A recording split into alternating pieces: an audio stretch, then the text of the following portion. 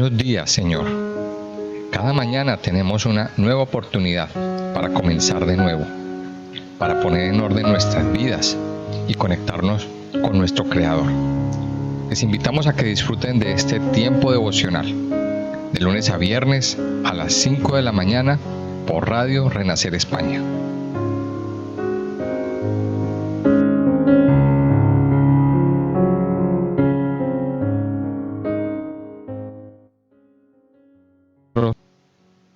Bueno, muy buenos días para todos en esta mañana. Sean todos bienvenidos a este tiempo devocional, este tiempo que apartamos cada mañana para estar con el Señor, para adorarle, para bendecirle y para conectarnos con Él.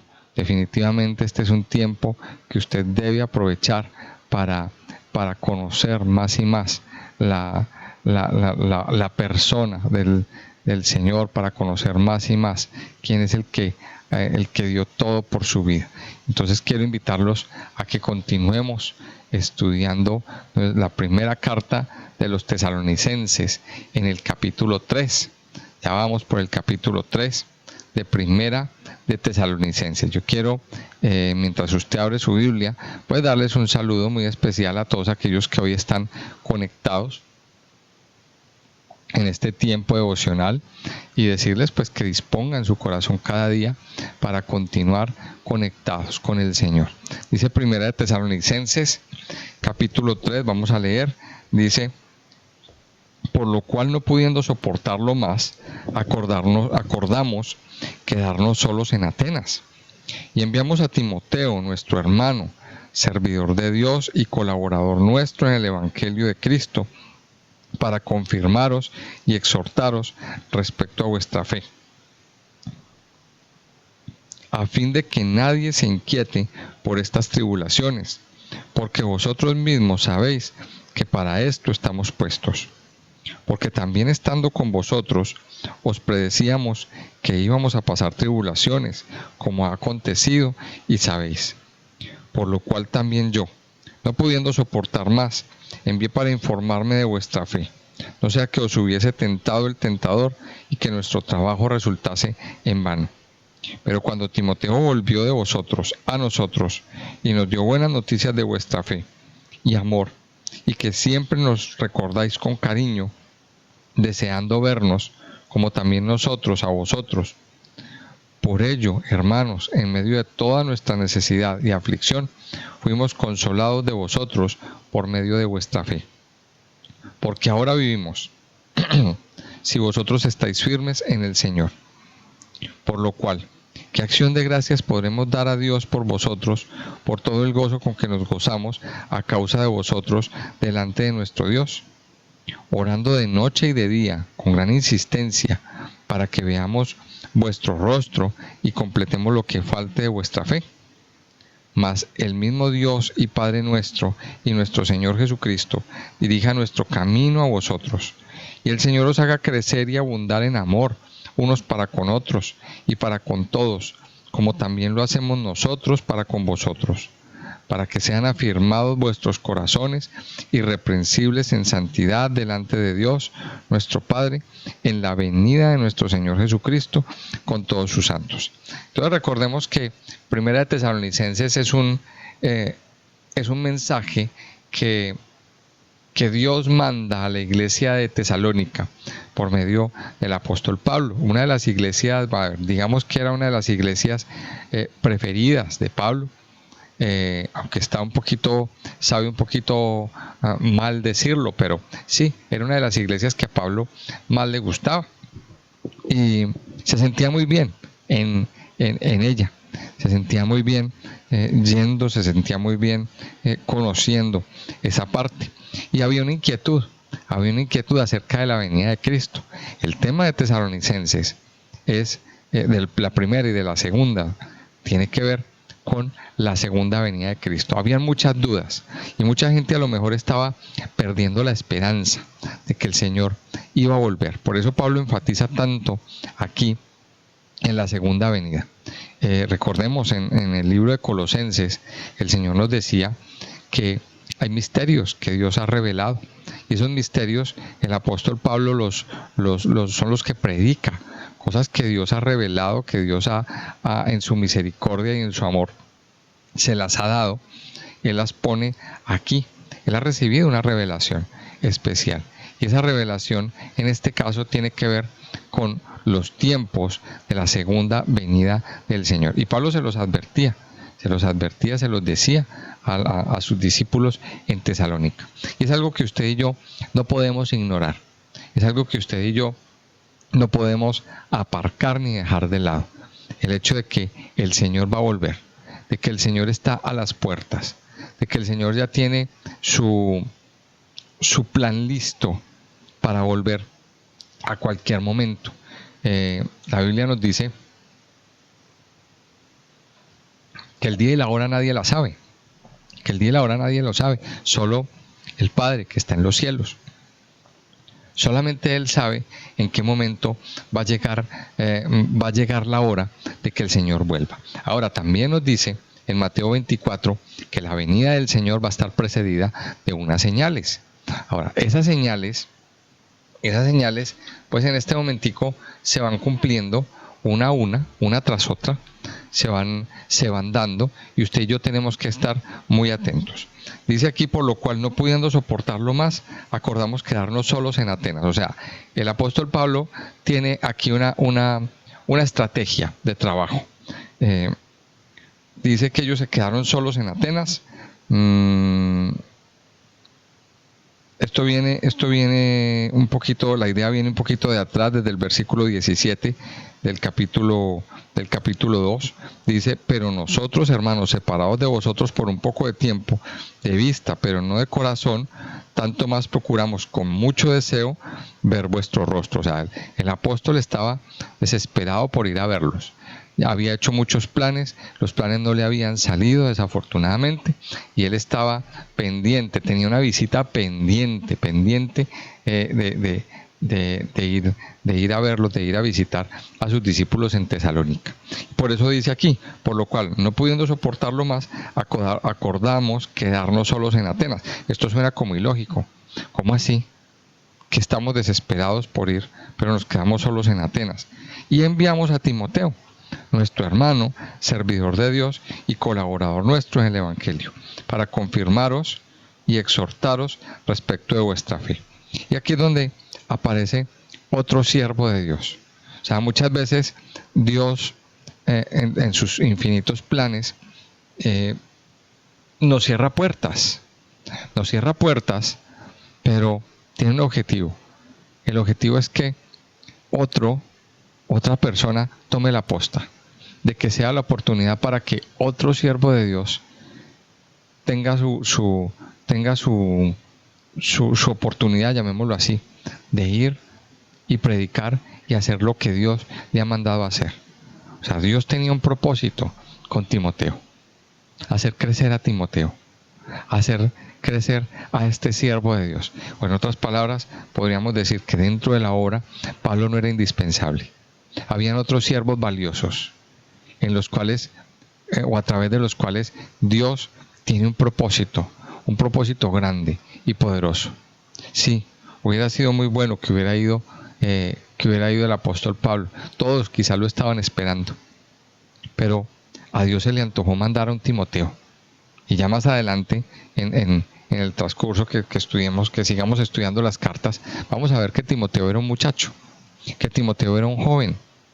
De hecho, hay una palabra que Dios le dice a Timoteo: ninguno tenga en poco tu juventud. O sea que Timoteo era un niñito, era un chaval, y a lo mejor mucha gente lo menospreciaba por ser joven. A lo mejor muchos viejos dirán: pero este muchachito, ¿qué me va a enseñar a mí? Pero Dios tenía un propósito con este varón.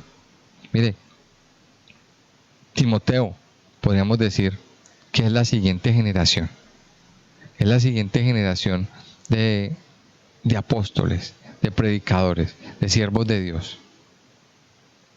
La verdad, nosotros tenemos una gran verdad, y es que nos vamos volviendo viejos. Esa es la gran verdad. Sí, en el Señor servimos, claro que servimos, claro que damos fruto y claro que todavía tenemos mucho para dar. Pero nuestra vida no es eterna, nuestra vida no es eterna.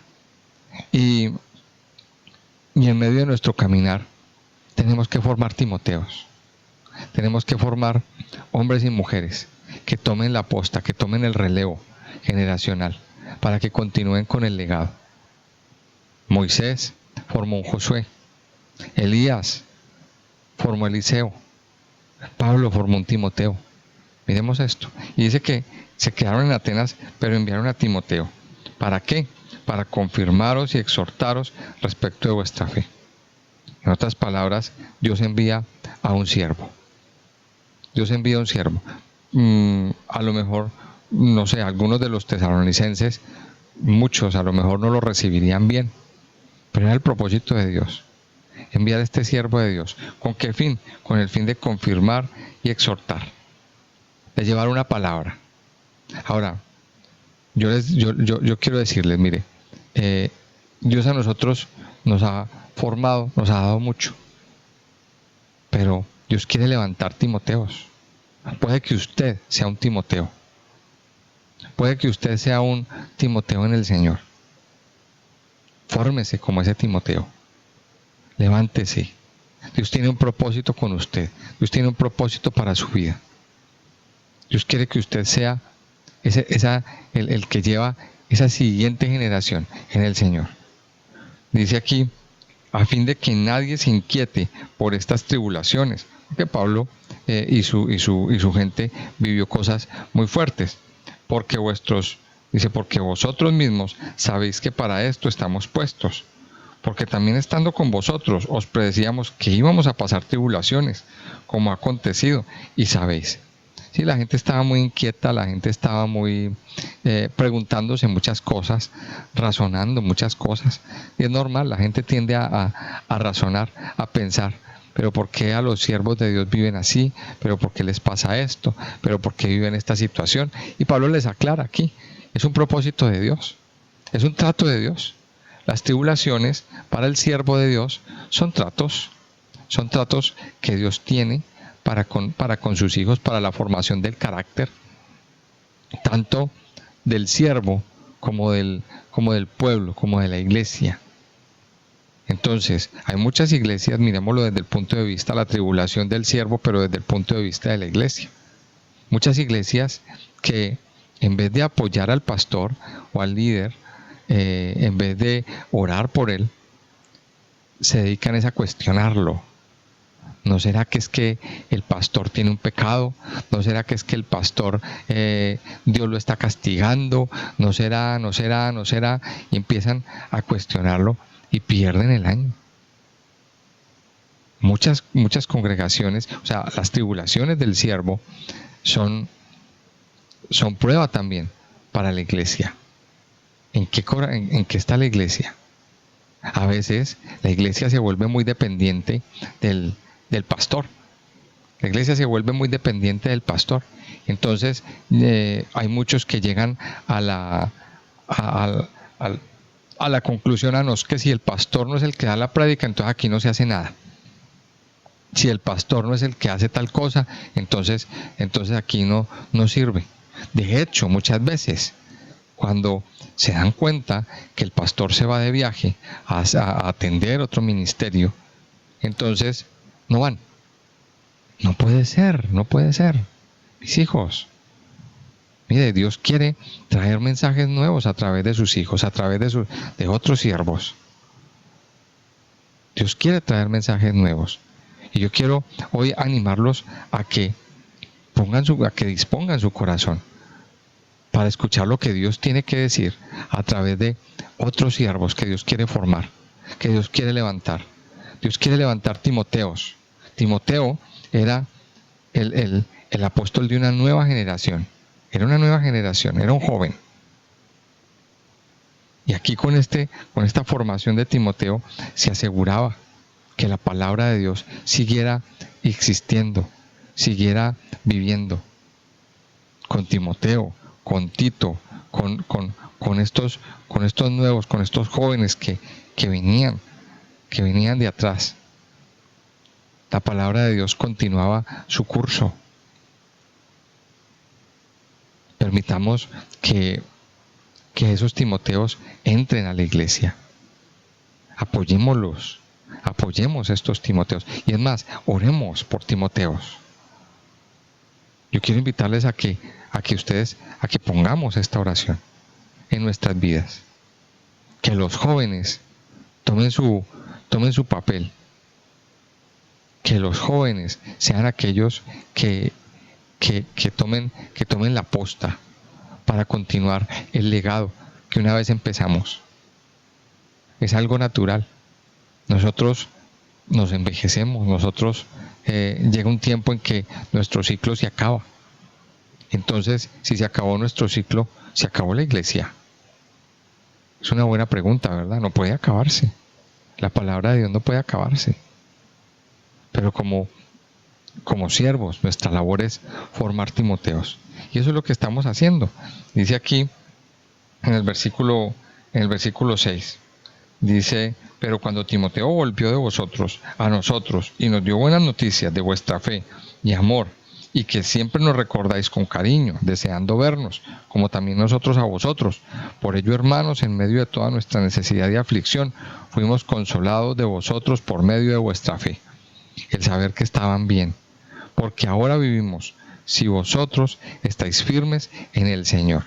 Si hay algo que a nosotros, como pastores, como siervos, nos llena el corazón, es ver cómo los discípulos están firmes en el Señor, cómo los discípulos crecen, cómo los discípulos empiezan a depender de Dios, cómo se va viendo la firmeza y se van viendo los frutos.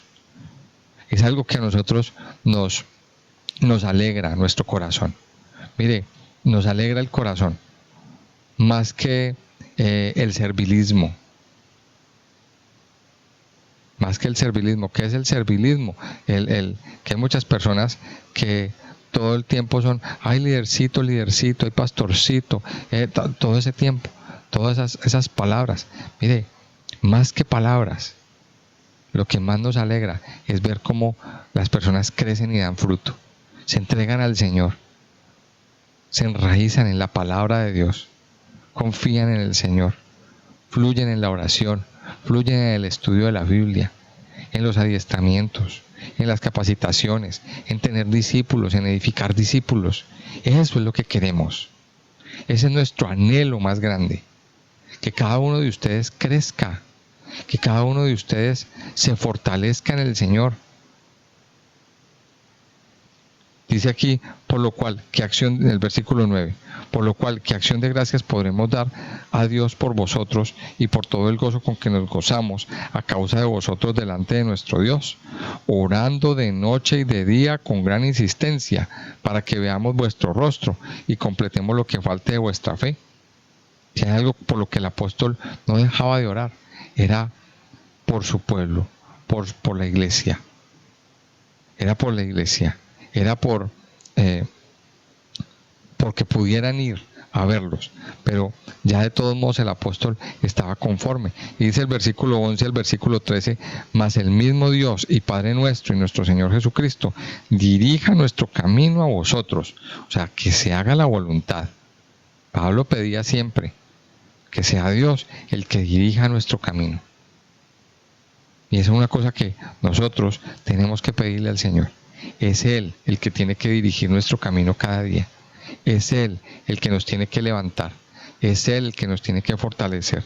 Y el Dios y el Señor os haga crecer y abundar en amor unos para con otros. Mire lo que dice este versículo 12, que son unas palabras bien importantes. El motivo de la oración de Pablo.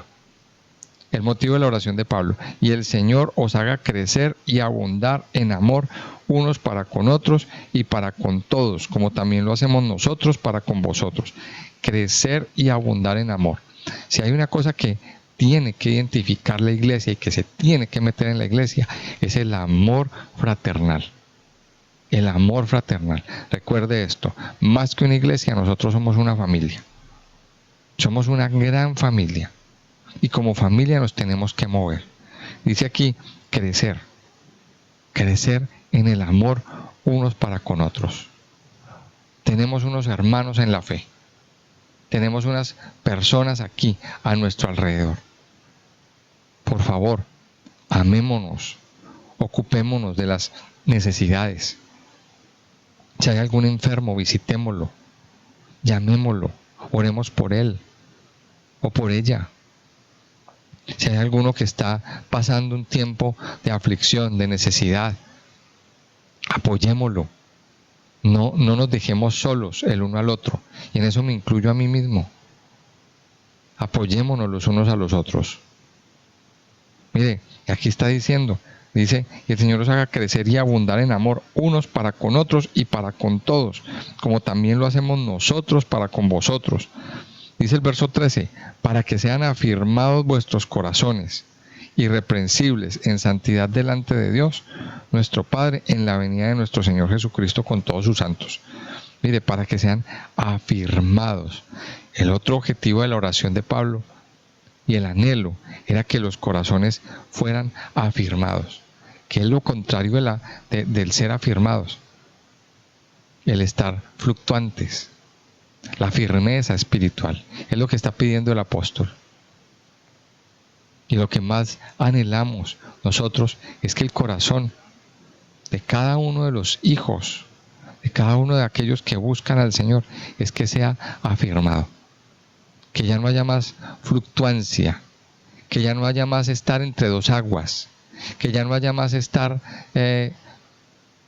tambaleándonos en la vida espiritual. No más. En la medida que vamos avanzando con el Señor, nuestra vida tiene que ser afirmada. Ahora pregúntese esto, ¿en qué aspectos o en qué áreas de su vida usted necesita ser afirmado? Le voy a dejar esa pregunta hoy a usted. ¿En qué áreas de su vida usted necesita estar afirmado?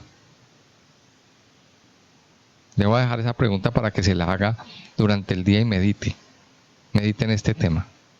Luego sigue, para que sean afirmados vuestros corazones, irreprensibles en santidad delante de Dios.